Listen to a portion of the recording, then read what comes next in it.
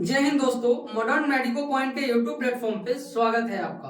आप लोगों को पता है कि हम लोग मेंस्ट्रुअल साइकिल के सीरीज को स्टार्ट किए हैं, जिसमें हमारी 3 से 4 क्लासेस हो चुकी हैं।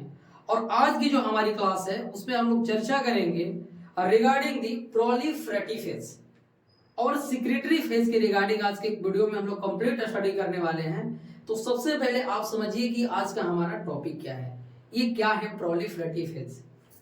देखिए, जो यूट्रस होता है, यानी कहने का मतलब ये है कि जो मेंस्ट्रुअल साइकिल की जो पूरी 28 डेज की जो टाइम पीरियड होती है, ये 28 डेज का जो टाइम पीरियड होता है, इसमें क्या होता है कि ओवेरी में भी कुछ ना कुछ चेंजेस देखने को मिलता है और यूट्रस में भी कुछ ना कुछ चेंजेस देखने को मिलता है। तो ओवरी में जो चेंजेस देखने को मिलता है, इसको दो पार्ट्स में डिवाइड किया गया था, यानी कि दो फेज में डिवाइड किया गया था। जिसमें जो पहला फेज था वो था फोलिकुलर फेज, और जो अगला फेज था, यानी कि जो ओवरी से रिलेटेड ओवरी में होने वाले चेंजेस के आधार पे जो अगला जो फेज था वो था ल्यूटियल फेज। और यूट्रस की बात करें तो यूट्रस में जो 1 से 5 दिन तक की जो टाइम पीरियड होती है, इसमें हम लोग बात किए थे ब्लीडिंग फेज के रिगार्डिंग। यानी कि 1 से 5 दिन तक की जो टाइम पीरियड होती है यूट्रस में होने वाले चेंजेस को के आधार पे उसको किस में रखा गया है, तो ब्लीडिंग फेज में रखा गया है। तो 1 से 5 दिन तक की जो टाइम पीरियड होती है उसे हम लोग ब्लीडिंग फेज कहते हैं।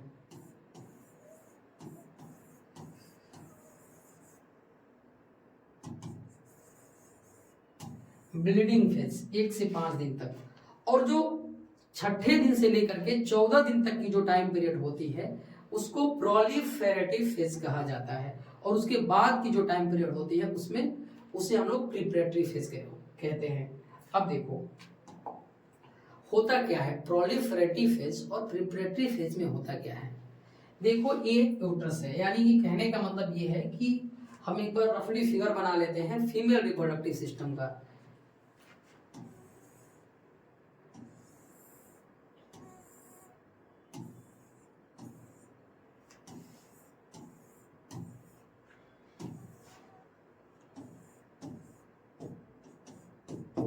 देखो, ये क्या है, यूट्रस है, ये ओवेरी है, ये भी ओवेरी है, ये फालोपियन ट्यूब है।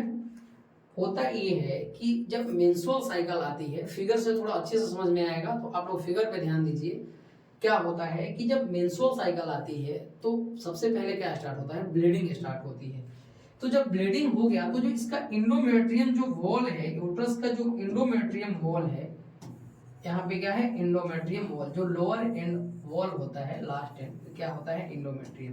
ये क्या हुआ, ब्रेक डाउन हुआ, इसका ब्रेकिंग डाउन हुआ, सेड ऑफ हुआ, और टूट करके क्या हुआ, एक्सपेल आउट हुआ वजाइना, यानी कि ब्लड के रूप में वजाइना के थ्रू बाहर निकला।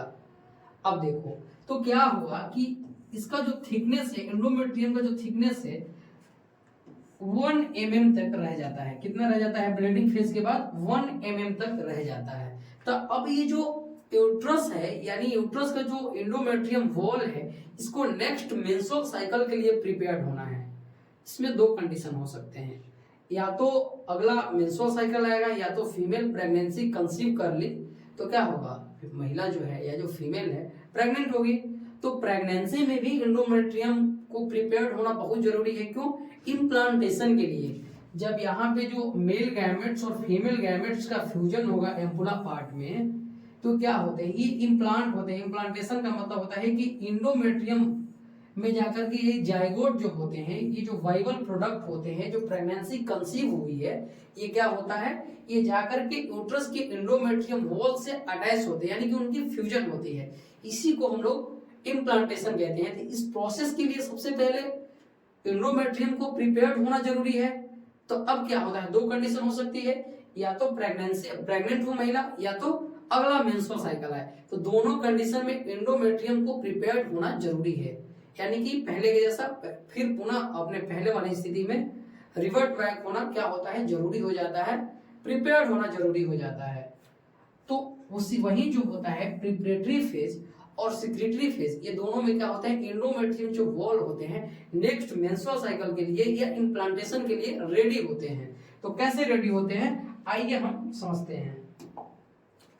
इसमें क्या होता है, सबसे पहला जो लाइन है इसमें कि ये जो टाइम पीरियड होता है 6 से 14 दिन तक की जो टाइम पीरियड होती है इसको प्रोलिफरेटिव फेज में रखा गया है। देखिए जो प्रोलिफरेटिव फेज है यूट्रस की चेंजेस है, यानी कि यूट्रस की ये फेज है। तो इस टाइम पीरियड में ओवरी में भी कुछ ना कुछ तो हो रहा है।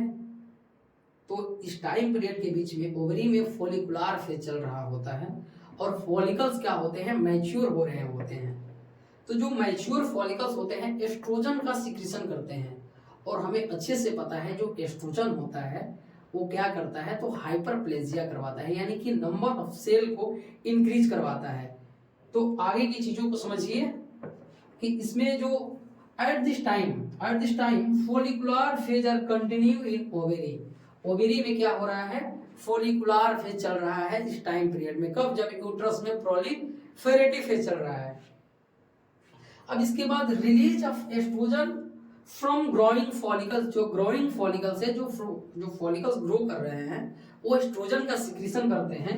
और हमें पता है कि जो एस्ट्रोजन जो होता है उसका काम होता है हाइपरप्लेजिया करवाना। क्या काम होता है, हाइपरप्लेजिया करवाना। और हाइपरप्लेजिया का मतलब हमको अच्छे से पता है कि increase the number of cell of endometrium, यानी कि इंडोमेट्रियम के जो सेल होंगे क्या होंगे, इंक्रीज होंगे नंबर में।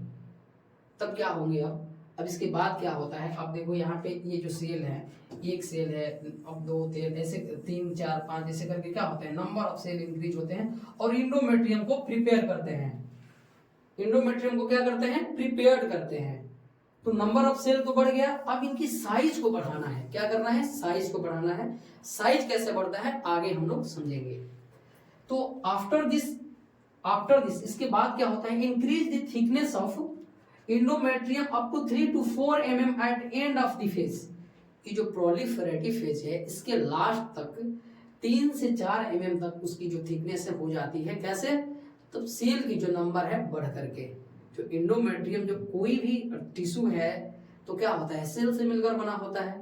तो उसमें नंबर ऑफ सेल के जो नंबर है इंक्रीज होते हैं और इंडोमेट्रियम इस तरीके से प्रिपेयर्ड होता है पहला फेज। आगे क्या होता है, और आगे जो है इसके बाद जस्ट बाद इसका आता है सिक्रेटरी फेज। क्या आता है, सिक्रेटरी फेज या प्रिपरेटरी फेज। अगला जो हमारा फेज है, यानी कि हमारा फेज नहीं है, ये जो यूट्रस में होने वाले चेंजेस का फेज है, कि इस फेज के अंदर यूट्रस में क्या क्या चेंजेस देखने को मिलते हैं, आइए हम समझते हैं। तो ये जो फेज होता है 14 दिन से लेकर के 28वें दिन तक की जो साइकिल का टाइम पीरियड होती है इसको प्रिपरेटरी फेज या सिक्रेटरी फेज में रखा गया है। प्रिपरेटरी फेज को ही एक अलग नाम से जानते हैं जिसे सिक्रेटरी फेज भी कहा जाता है। अब देखिए, at this time luteal phase are continue into ovary and release progesterone and oestrogen. आपको पता है कि 14 दिन के बाद जो है यूट्रस में ल्यूटियल फेज चल रहा होता है। तो ल्यूटियल फेज में आपको भली बात ही पता है कि ल्यूटियल फेज जो होता है कॉर्पस ल्यूटियम फॉर्म होते हैं और प्रोजेस्टेरोन का जो सिक्रीशन होते हैं मैक्सिमम अमाउंट में करते हैं और एस्ट्रोजन नहीं के बराबर, यानी नहीं के बराबर एस्ट्रोजन का सिक्रीशन होता है। तब ये जो 2 हार्मोन से सिक्रीट हो रहे हैं कहाँ पे, ओवेरी में।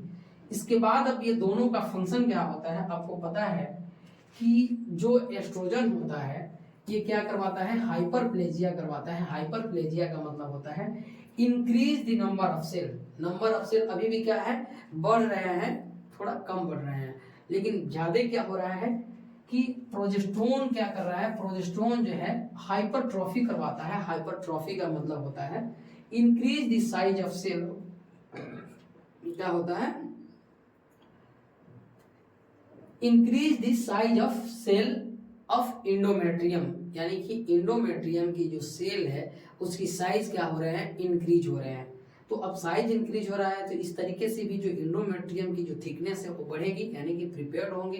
तब इस फेज के लास्ट तक जो इंडोमेट्रियम जो वॉल है उसकी जो थिकनेस है 8 mm तक हो जाती है। लगभग कितना हो जाती है, 8 mm तक हो जाती है। at the end of this phase thickness of endometrium is about 8 mm। इस फेज के लास्ट तक जो इंडोमेट्रियम की जो थिकनेस है वो 8 mm तक हो चुकी है प्रिपेयर्ड होकर के। अब देखो estrogen and progesterone prepare endometrium either for implantation और menstrual cycle also known as preparatory phase। जैसे ये जो लाइन है हम पहले ही बता चुके हैं कि जो यूट्रस है, यूट्रस का जो एंडोमेट्रियम वॉल है, देखो उसमें होता ये है कि दो कंडीशंस हो सकते हैं। जब ब्लीडिंग फेज खत्म हुआ, मेंस्ट्रुअल साइकिल की जो ब्लीडिंग फेज जो है समाप्त हुई, तो उसके बाद क्या होता है कि दो कंडीशन हो सकते हैं। या फीमेल जब है सेक्सुअली एक्टिव है तो क्या होगा, मेल गैमेट्स और फीमेल गैमेट्स का फ्यूजन होगा और क्या होगा, प्रेगनेंसी कंसीव होगी।